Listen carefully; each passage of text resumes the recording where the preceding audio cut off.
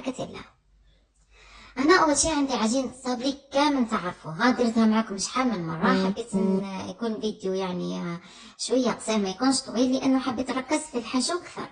هنا طبعتها بطابع قلب قيس المول اللي رايحة ندير فيه، يعني المول اللي عندكم قيسوا عليه الطابع تاعكم وديروا الصابلي قيسوا. شوفوا هنا قداش درتو رقيق، ما حبيتش يكون الصابلي خشين، حبيته رقيق كامل.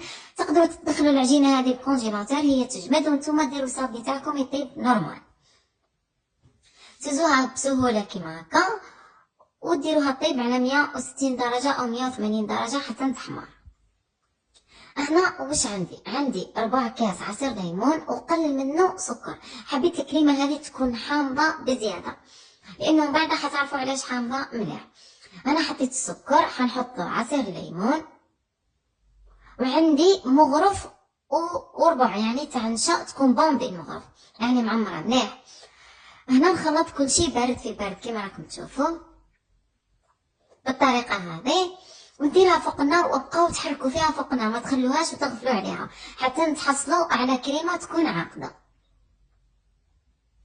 هنا شوفوا بعد ما عقدت، شوفوني فرغتها هنايا، ضفت لها مغرف صغيره تاع زبده وراح ندير لها عطر الليمون. عطر الليمون برك باش نغيروا اللون، وفي نفس الوقت نحيو هذيك بنة النشا اللي تكون باينه ياسر في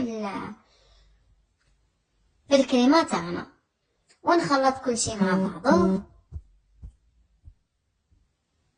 كيما راكم تشوفوا.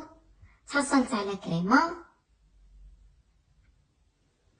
بالطريقه هذه. هنا هذه زبده اللي قلت لكم، مغرف تكون صغيره او نص مغرف كيما تحبوا، ونخليها تبرد، لازم تبرد تماما. هنا لازم تخلوها تبرد بالطريقه هذه، خلوها بجنب تبرد، ونروحوا نجيبوا المول اللي رايحين نديروا فيه الحلوى تاعنا.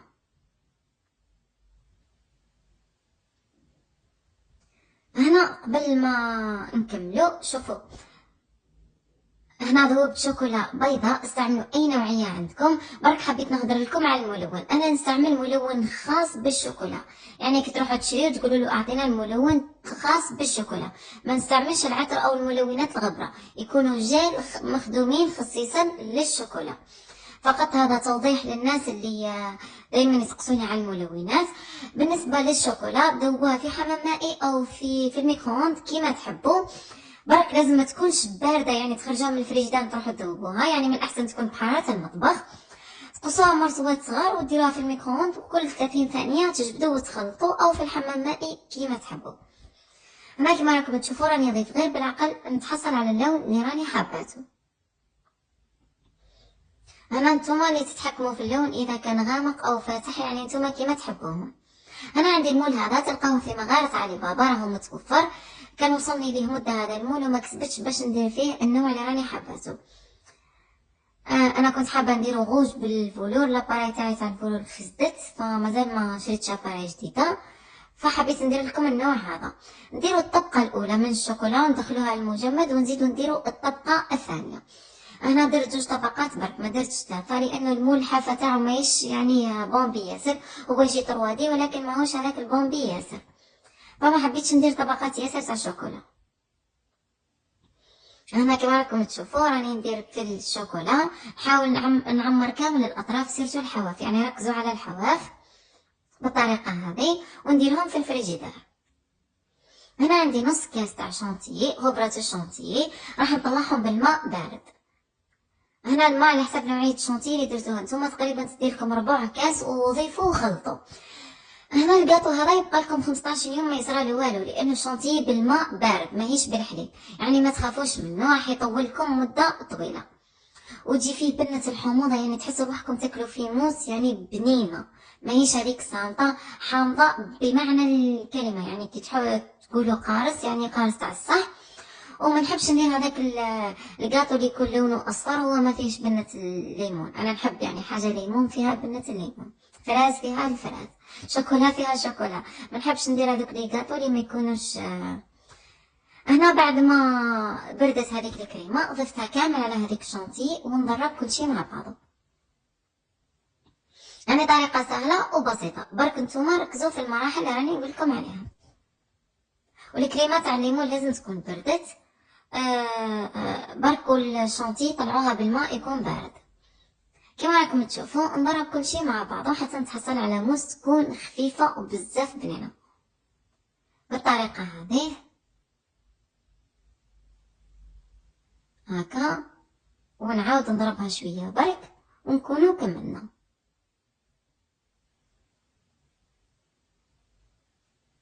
حاجه سهله وخفيفه وتطول. شوفوا هنا بعد ما درت المول كامل تبقى الاولى والثانيه بالشوكولا. هنا واش حندير؟ شوفوا هذه انا درت سوبر كرام. هنا هي من الاحسن ما ندير سوبر كرام. رحت نشري الكولي تاع الاناناس.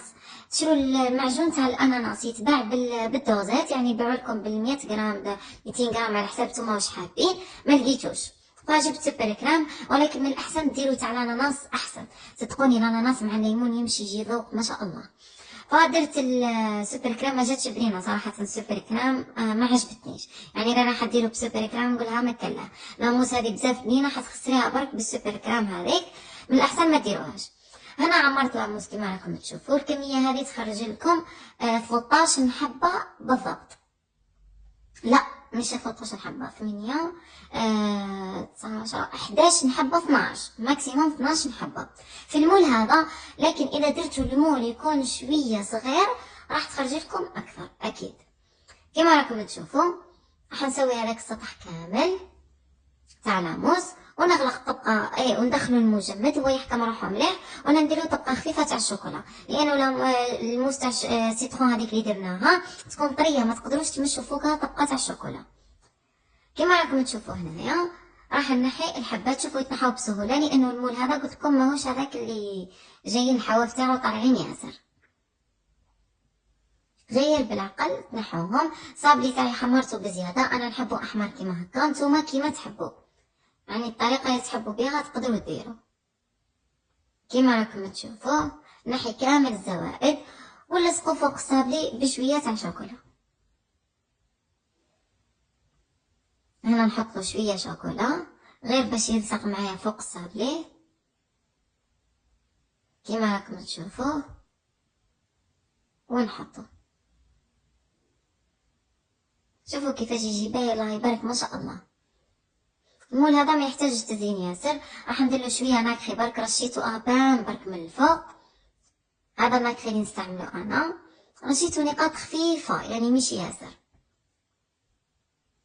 هنا شوفوا الفكره كنت حابه ندير هذا الورق تاع الفيشه تلقاوه في مغاره علي بابا ونربطه على شكل بابيونه. عييت وانا ندير فيه ما حبش يرقع، ما عرف علاه، مع انه موالفه نخدمو موالفه ندير هذه بابيونه وتجي ما شاء الله. عييت وانا ندير فيها والو، عيات تركح.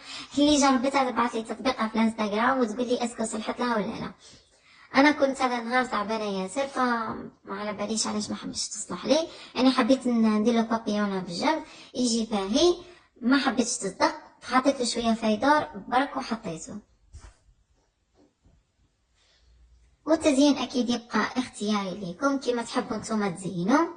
هنا شوفوا حطيت غير الفيدور هذه في الاخير، يعني قلت لكم ما يحتاجش تزيين يعني ياسر. ان شاء الله راح ندير لكم بالفلور في اللون الاحمر اذا كتب ربي ان شاء الله. انا راح نقسم لكم تشوفوا كيفاش يجي من الداخل. الموس برك راني سخنته قبل ما نحطه على الشوكولا باش نخرج لكم الفينيسيون تاع الحبه تشوفوها من الداخل. انا نقول لكم ما تبخلوش علينا بجمل الفيديو وشاركوا الوصفه مع جميع اصدقائكم كي تعم الفائده. وهذا شكلها من داخل. ان شاء الله يكون عجبكم الفيديو، جربوها ووصفه بنينه وسهله بسيطه ثاني، يعني ما فيهاش بزاف مقادير كما شفتوا. وهذا شكله من الداخل. الى الملتقى ان شاء الله مع المزيد من الوصفات. سلام.